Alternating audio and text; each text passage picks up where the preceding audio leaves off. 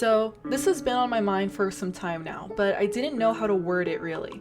Following the release of So What, Why Not, and Paint the Town, I see there's a bit of a divide among orbits about the Looniverse. Things have seriously changed. There's orbits who believe this era is full of lore, others who think that these aren't part of a storyline and they're just references to keep orbits happy. Today, I want to unpack that and discuss what is even going on. Quick disclaimer, I am going to mention Jaden Jong. Not gonna crucify or defend him, but he is a part of the equation. So, keeping that brief, let's get into it. Before we talk about the future, I want to talk about the present. For some reason, I see a number of people feeling like the lore and development of the Looniverse isn't worth standing for, and I completely disagree. I know that this idea has to do with the tension left behind by Mr. JJ, but there were other A&R who also helped work on this. When a group has a concept that suits them, or even let's say an extremely unique one, that is the group's identity. Like when Minx rebranded as Dreamcatcher and started doing what most girl groups aren't, it was captivating, and people who would have never given them a chance can appreciate their talent.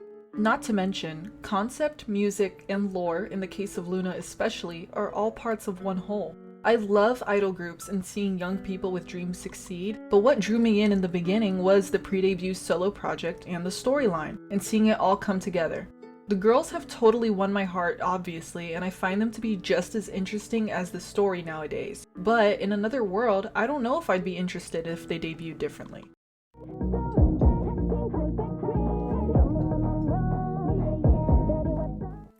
Anyways, the state of the Looniverse is not surprising following the shift in tone when JJ was no longer in the picture. BBC lost their creative director and a huge lawsuit, and Haseul went on hiatus, which I am so glad that they gave her the opportunity to rest and take care of her health. And it was a pretty long time, so there had to be a lot of restructuring being done within the company at the time. Any lineup change affects a group's performance, especially a group who puts their emphasis on being all 12 members. The lawsuit as well was a huge blow that we wouldn't feel the effects of until later.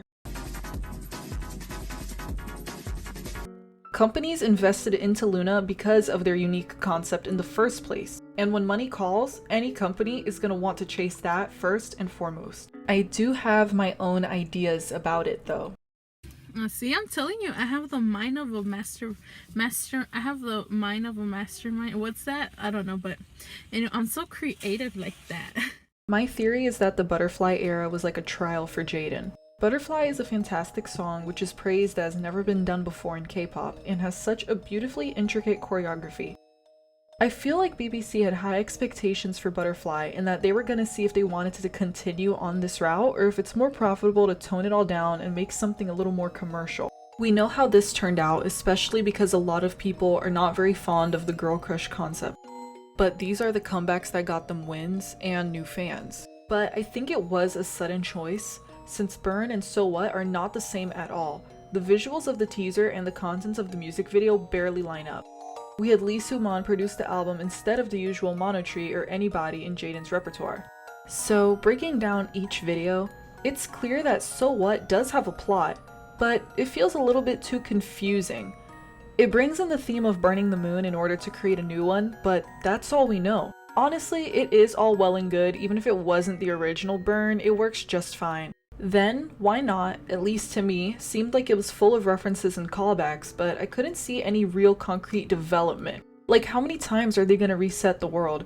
I know that time rewinding is a major theme, especially since Butterfly, and even a little prior since Girlfront, but there needs to be a step forward somehow. LOONA theories used to be a lot more similar and cohesive, but because of the lack of details given to us, people just get pretty wild. And PTT does have new information, but it kind of falls into the parallel world creation thing, which again is fine, but the universes they have could be developed more. Things feel a lot more back on track though because of Haseul's return, and I know that they were waiting for her for this. Lately though, I do find it hard to identify with any LOONA theory because people are struggling to see how these even fit into the grand scheme of things. I am gonna do a video soon where I rank different LOONA theories, so that might change my mind, but at the moment, I'm just kind of indifferent to all of them right now. So with all that said, to answer the question of, is the Looniverse dead? My answer is no, but it's on life support.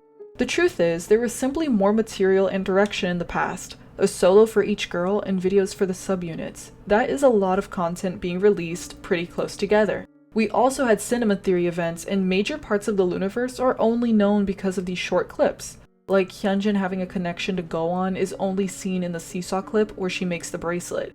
There are a few theories that would fall apart completely if it wasn't for that video.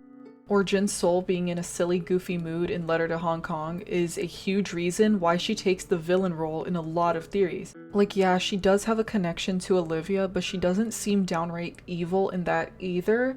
Like, Every Day I Need You looks like the girlies are just hanging out. So the way that I see it is that BBC seems like they're caught in the middle. They want to keep the elements of what make Luna Luna, but they also want to break ties with JJ and his work. I'd love for them to come out with maybe like little short films here and there on YouTube or something, but it seems like BBC would not know where to take that if they did. Like, do they look like they know anything about neanthropic chromosomes? Yeah. I hope that Orbits do keep theorizing and finding details in Luna's recent music videos, but I think it's harder than ever. The good news, though, is that things in life change, and they might decide to go all in next time, even more so than PTT, and move the story forward. Let me know what you think about the current state of the Luniverse because I love to read your comments. And if you enjoyed this discussion, leave a like and subscribe so I can keep making more. Thanks so much for watching. See you next time.